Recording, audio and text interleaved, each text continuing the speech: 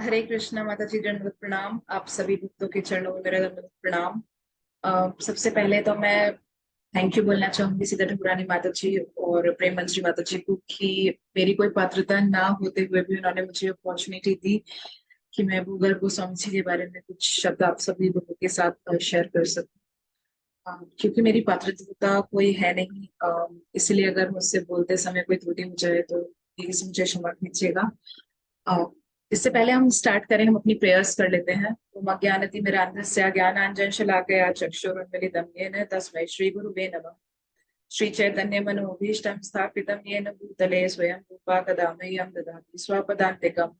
वन्देऽहं श्रीगुरो श्रीयुतापदकमलं श्रीगुरुं वैष्णवांश्च च श्रीरूपं साग्रजातं सहगणा रघुनाथान्वितं सजीवम् साद्वैतं सावधूतं परिजनासहितं कृष्ण चैतन्य देवं श्री राधा कृष्ण पादान सहगणा ललिता श्री विशाखान्वितांश्च च नमो विष्णुपादाय कृष्ण प्रेष्ठाय भूतले श्रीमते लोकनाथ स्वामिनिधि नामिने। नमो विष्णुपादाय कृष्ण प्रेष्ठाय भूतले श्रीमते भक्ति वेदांत स्वामिनिधि नामिने।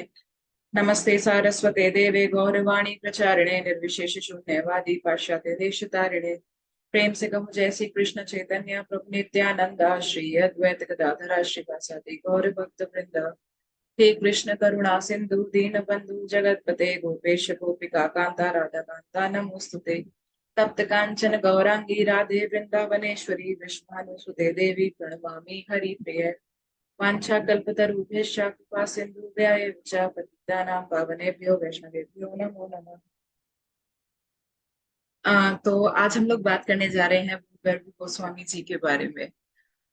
भूगर्भ गोस्वामी जी जो थे वो गदाधर पंडित गोस्वामी जी के डिसाइपल थे।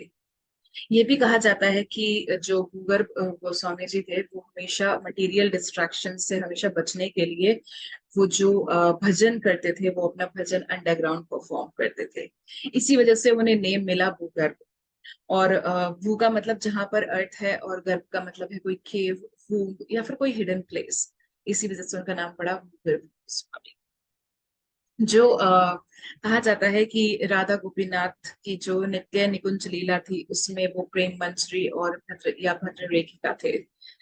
भूगर्भ गोस्वामी जी के जो, जैसे कि हमने सुना कि उनके जो इनिशिएटिंग गुरु थे वो गदाधर पंडित गोस्वामी थे। इसीलिए उनको गदाधर ब्रांच से कहा जाता था। तो जिस तरीके से हमारे भूगर्भ गोस्वामी जी जो थे वो गदाधर गोस्वामी जी के ब्रांच से थे, इसी तरीके से एक श्री भगवत दास थे जो कि एक फेलो डिसाइपल थे गदाधर गोस्वामी जी के ब्रांच से। वो उनके बहुत ही क्लोज फ्रेंड थे। और ऐसे ही कहा जाता है कि जो हमारे कृष्णदास कविराज गोस्वामी हैं वो लिखते हैं कि जो 11th ब्रांच थी गदाधर गोस्वामी जी की वो तो थी भूगर्भ गोस्वामी। और जो 12th ब्रांच थी वो थे भगवत दास। दोनों ही ने ही अपनी लाइफ जो है वो वृंदावन गए और उन्होंने अपनी एंटायर लाइफ वहीं बिता दी। यहाँ पे इस पिक्चर में जो कि लेफ्ट में है, ये जो है वो समाधि है भूगर्भ गोस्वामी जी की जो कि राधा दामोदर टेम्पल के कोर्टयार्ड में श्री रूप गोस्वामी जी के बराबर में है। कहा जाता है कि जब भूगर्भ गोस्वामी जी जो थे वो अपना देह त्याग कर रहे थे तो वो जैसे ही उन्होंने देह त्याग करा वो लॉर्ड भगवान की नित्य जो नितम जो लीलाएं होती हैं उन्होंने उन्होंने एंटर किया था। और वो दिन कौन सा था? 14th डे था फुल मून का, कार्तिक मंथ में।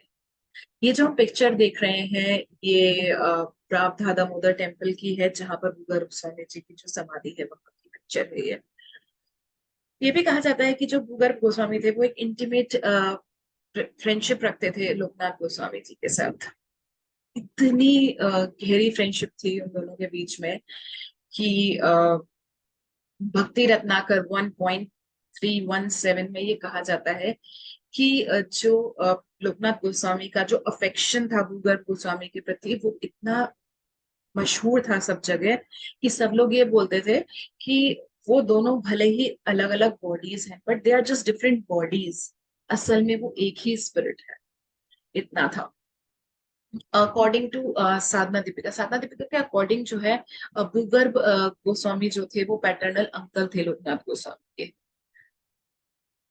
यहाँ ये जो पिक्चर है, इस पिक्चर में बीच में जो गदाधर गोस्वामी जी है वो भागवतम क्लास ले रहे हैं।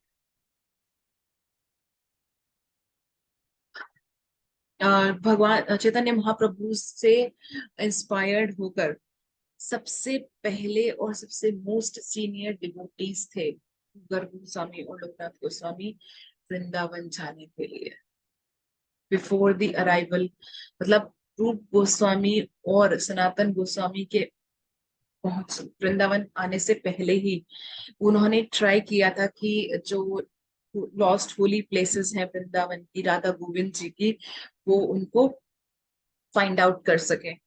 तो जैसे कि हमने देखा है कि जो आजकल के मॉडर्न साइंटिस्ट होते हैं जो कि कुछ अननोन है उसको डिस्कवर करने की कोशिश कर रहे हैं, उनकी जो अप्रोच होती है वो बहुत ही अग्रेसिव अप्रोच होती है। पर हम यहाँ पर देखेंगे कि जो गर्ग गोस्वामी थे और जो लोकनाथ गोस्वामी थे, उन्होंने उनका जो अप्रोच था वो बहुत ही हम्बल अप्रोच था। उनकी क्या अप्रोच थी? There was the approach of surrender.